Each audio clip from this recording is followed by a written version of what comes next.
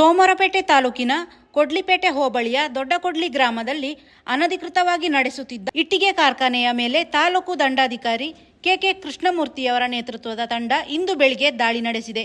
ಈ ಕಾರ್ಖಾನೆಯಲ್ಲಿನ ಸ್ಥಳೀಯ ನಿವಾಸಿಗಳಾದ ದಿವಾಕರ, ವಿಜಯ ಹಾಗೂ ಪ್ರದೀಪ್ ಎಂಬವರಿಗೆ ಸೇರಿದ್ದಾಗಿದೆ ಎಂದು ತಿಳಿದುಬಂದಿದೆ. ಇವರುಗಳು ಸರ್ಕಾರಿ ನಿಯಮಗಳನ್ನು ಗಾಳಿಗೆ ತೂರಿ ಅನಧಿಕೃತವಾಗಿ ಇಟ್ಟಿಗೆ ಕಾರ್ಖಾನೆ ನಿರ್ಮಿಸಿಕೊಂಡಿದ್ದು, ಕನಿಷ್ಠ ಸ್ಥಳೀಯ ಗ್ರಾಮ ಪಂಚಾಯಿತಿಯ ಪರವಾನಗಿಯನ್ನು ಪಡೆದಿಲ್ಲ ಎಂಬುದು ತನಿಖೆ ವೇಳೆ ಕಂಡುಬಂದಿದೆ.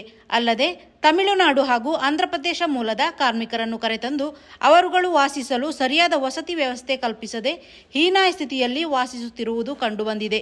ಅಲ್ಲದೆ ಇವರುಗಳಿಗೆ ಕಾರ್ಮಿಕ ಇಲಾಖೆಯಲ್ಲಿ ಕಾರ್ಮಿಕರ ನೋಂದಣಿಯನ್ನು ಮಾಡಿಸದೆ ಇವರುಗಳಿಗೆ ಮೂಲಭೂತ ಸೌಕರ್ಯಗಳನ್ನು ವಂಚಿಸಿ ಮಾನವ ಹಕ್ಕು ಉಲ್ಲಂಘನೆ ಮಾಡಿರುವುದು ಕಂಡುಬಂದಿದೆ.